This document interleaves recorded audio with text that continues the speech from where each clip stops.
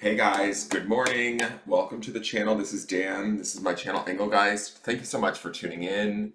For those of you that are new, welcome. For those of you that are returning, welcome back. Today, and for those of you that support me over on Patreon, thank you so very, very much. Today is the forecast for Tuesday, June 2nd. We have switched over decks for the month of June. We have 2 new decks we're working with. They do have unboxing videos. If you choose to watch those videos and you choose to purchase one of the decks, please use any Amazon affiliate link I post. I get a percentage of the sale. It's a way to support the channel through Amazon. The tarot deck we're using, the Accurate AF by PRISM and FLEUR, is available on Etsy. So you have to go there. I have a link to her store in the video description. Okay, so I don't get a percentage of that sale, but please support the artist. It's a great deck. It's a round deck, so I'm learning how to shuffle it. But yeah, it's a beautiful deck, and I'm excited about the messages for the month of June. Other ways you can support the channel, if you want to follow me on Instagram at Engelgeist333, that's one way of supporting me. Another way is just liking and sharing out the video. Definitely likes count. It lets YouTube know that I'm putting out content that people are enjoying, so you hit the thumbs up button.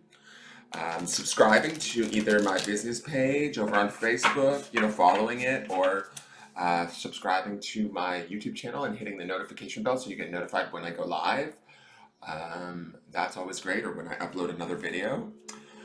I've got some surprises coming. I don't know if I want to talk about them yet. I'm waiting on some decks. There's going to be some unboxings coming up. I'm going to do at least one today, if not a couple. But I've got some unboxings coming and then some ideas for some other readings that I want to start doing, maybe on the regular. So keep an eye out for that.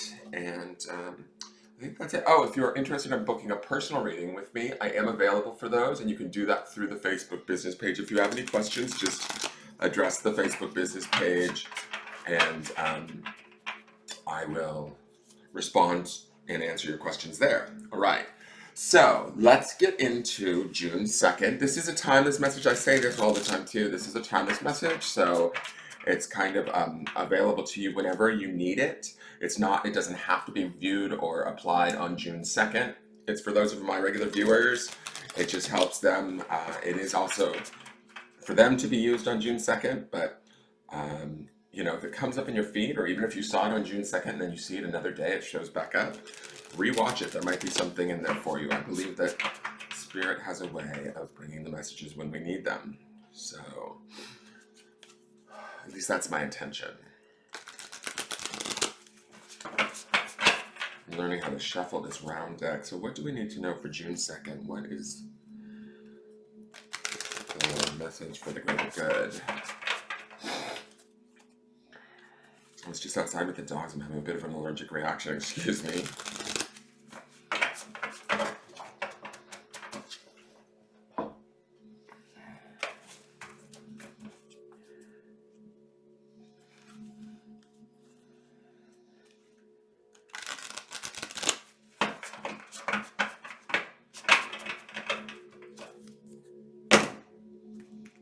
Okay, let's see what our card is.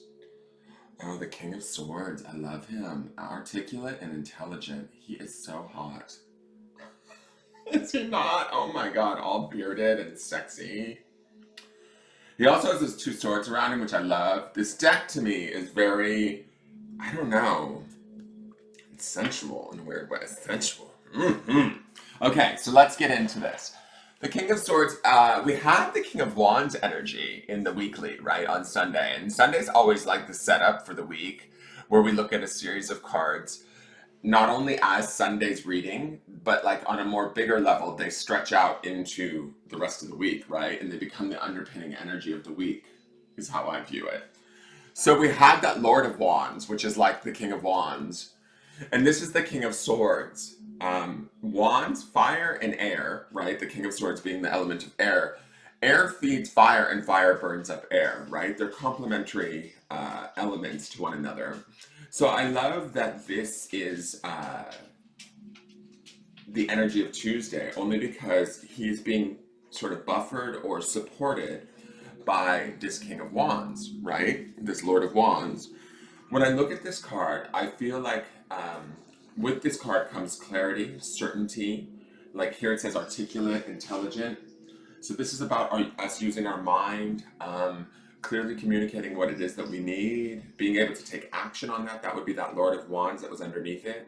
There's a lot of craziness going on in the world right now. I'm not going to get into it because it is more political and definitely charged, and it's a hot button issue for all of us. But when I look at this card, to me, all of the craziness or all of the things that we're seeing maybe in the media, to me, are these clouds that are surrounding this king.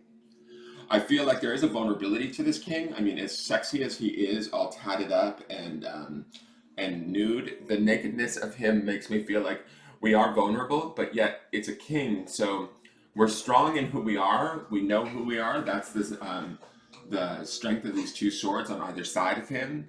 He also has this beautiful sort of like almost, I would say, religious type of halo, but to me this is sort of like his knowing or our awareness, our mental awareness, being trusting that over trusting what's going on around us, the confusion that's going on around us, which would be these clouds, if that makes sense. So I also like, yesterday's card was the Empress, right? I like that how she leads in on Monday, and then Tuesday we have this another king coming in.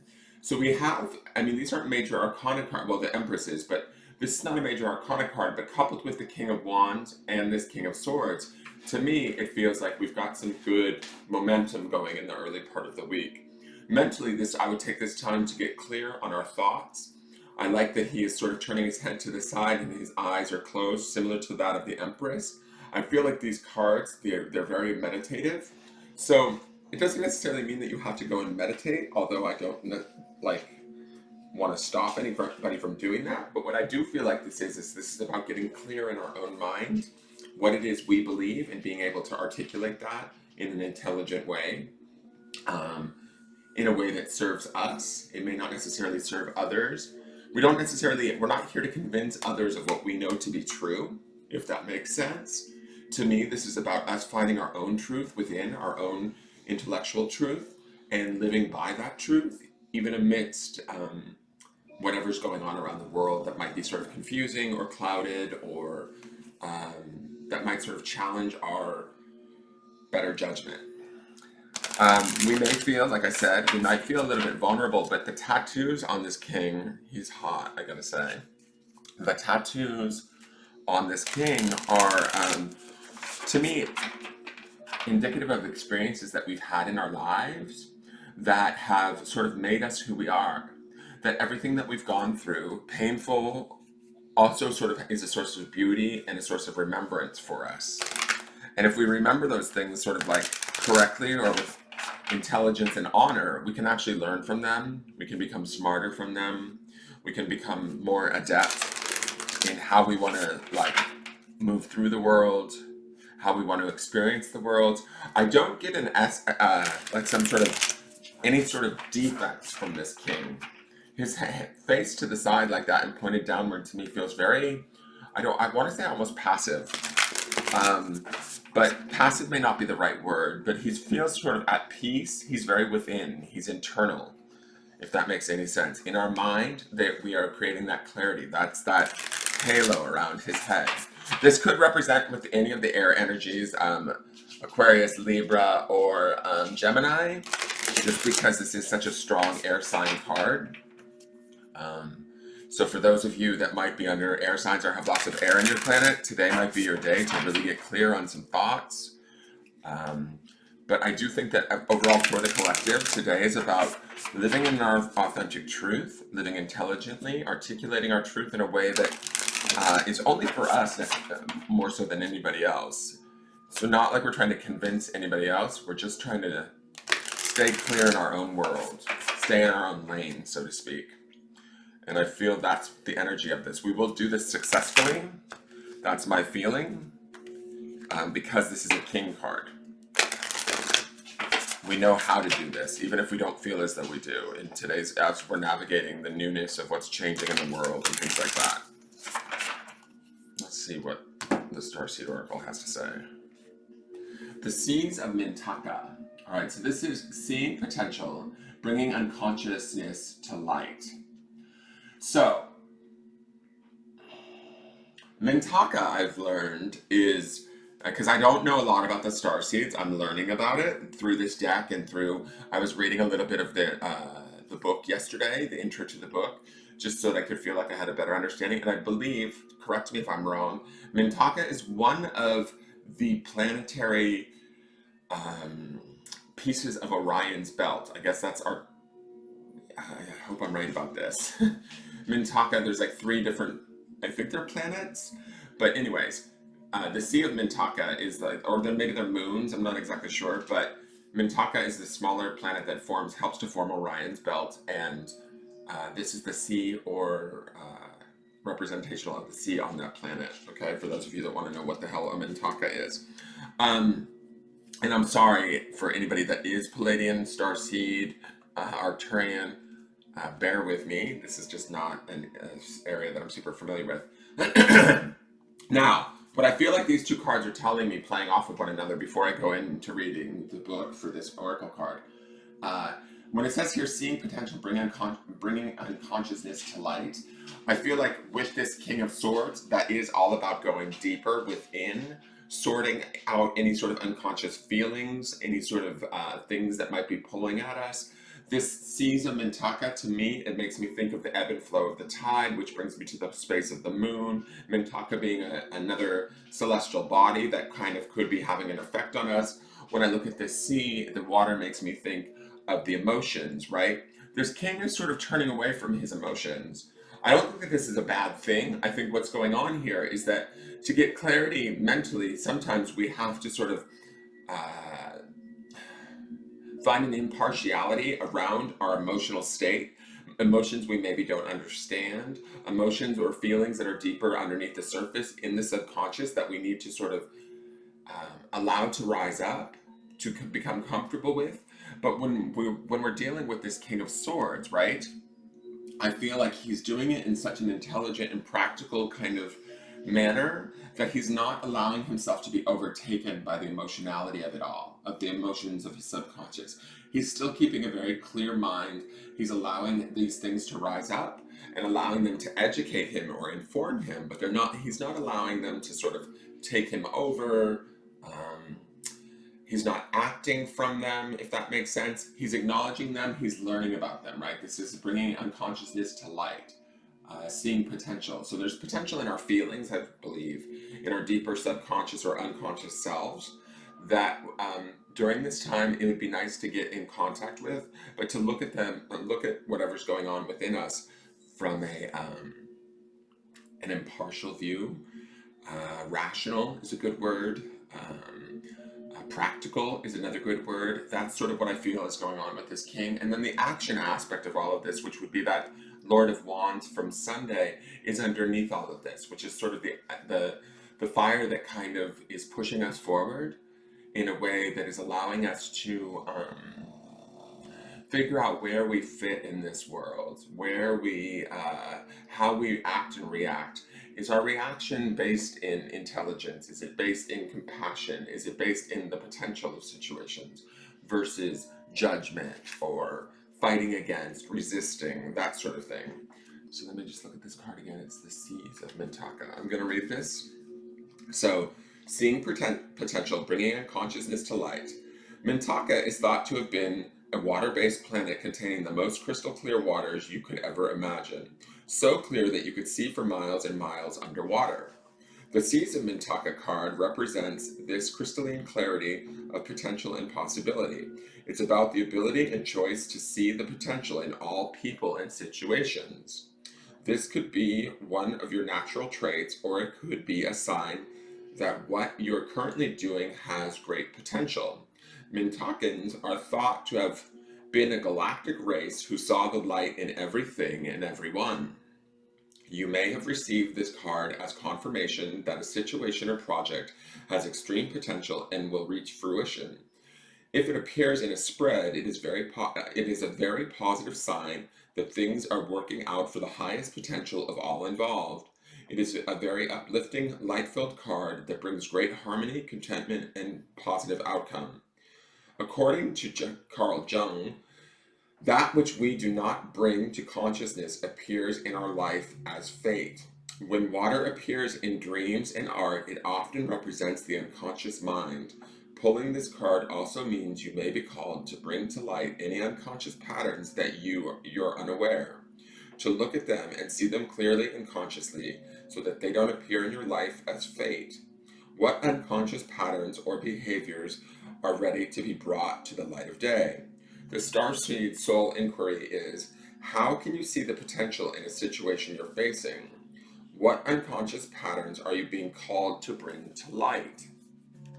So I think that the energy of this King of Swords also is the idea of thinking through these possibilities of what is going on unconsciously, what are we feeling at a deeper level, and bringing that to light, but not allowing it to overtake us. As we bring that to light, or we bring light into that situation, we shine light on it, we actually free ourselves, we make ourselves lighter, we make ourselves more at peace, and even if the world feels like it's going to hell in a handbasket, it doesn't really matter because we are vibrating at this centered, controlled, peaceful understanding of where we are in our immediate environment and world.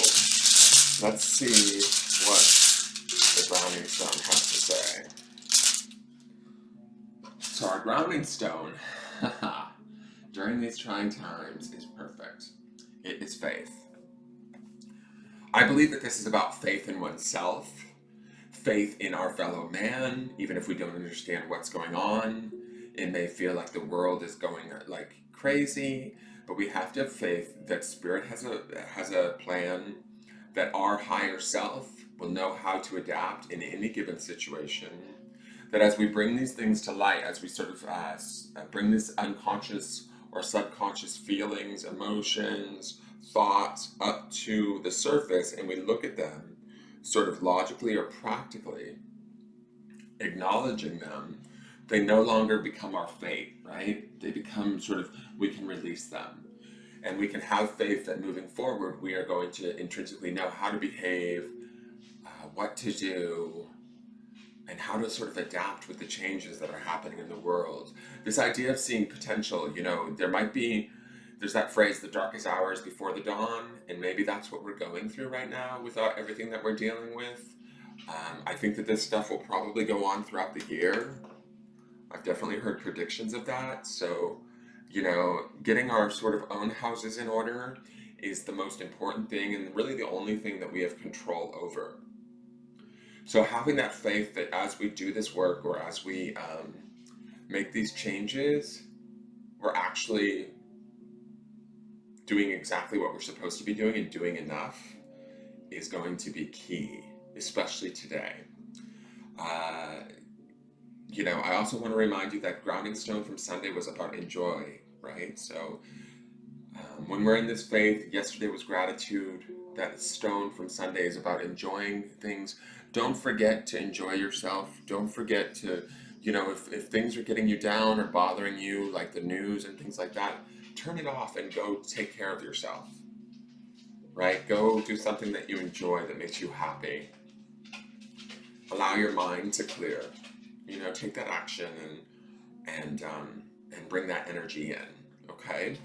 All right. So that is your forecast for the day. I hope it makes sense, you guys. It's funny. This is kind of coinciding with yesterday's archangel message that I put up this morning on the Patreon page.